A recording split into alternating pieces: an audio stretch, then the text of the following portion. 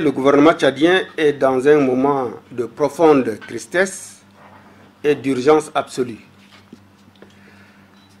Notre pays traverse une période difficile, marquée par des tragédies successives qui l'ont ébranlé et mis à rude épreuve ses capacités de réponse. Chez nous, la solidarité est une vertu. Mais les tragédies que nous avons vécues, ajoutées à d'autres contingences, nous amènent et nous poussent à faire appel à la solidarité internationale.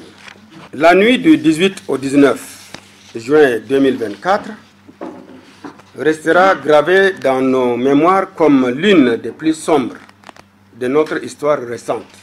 Un incendie dévastateur s'est déclaré dans un dépôt de munitions, communément appelé la Poudrière, sise à N'Djamena, au quartier Goudji. Beaucoup d'entre vous en sont témoins. Cet incendie d'une ampleur sans précédent a provoqué des explosions effroyables qui ont secoué notre capitale et semé la terreur dans tous les quartiers et aux environs de la capitale.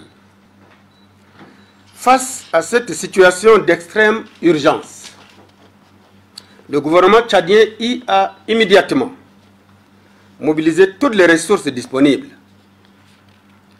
Le ministère de la Santé, l'armée nationale tchadienne et les sapeurs-pompiers ont travaillé sans relâche pour circonscrire les dégâts, porter secours aux victimes et stabiliser la situation. Je voudrais leur réitérer ici les plus profondes reconnaissances du gouvernement que je dirige et celle du président de la République, chef de l'État, M. Mohamed Idriss Déby Itno, pour leur dévouement et leur professionnalisme dans ces circonstances particulièrement tragiques. Cependant, l'ampleur des conséquences de cette catastrophe dépasse largement nos capacités d'intervention. Les besoins sont immenses et multiples. Reconstruction des habitations détruites, prise en charge médicale adéquate des blessés, soutien psychologique aux traumatisés, aide alimentaire d'urgence pour les sinistrés. Nos ressources, déjà limitées, se trouvent aujourd'hui totalement insuffisantes pour faire face à l'ensemble de ces défis, car cette tragédie survient dans un contexte déjà fragile pour notre pays. En effet,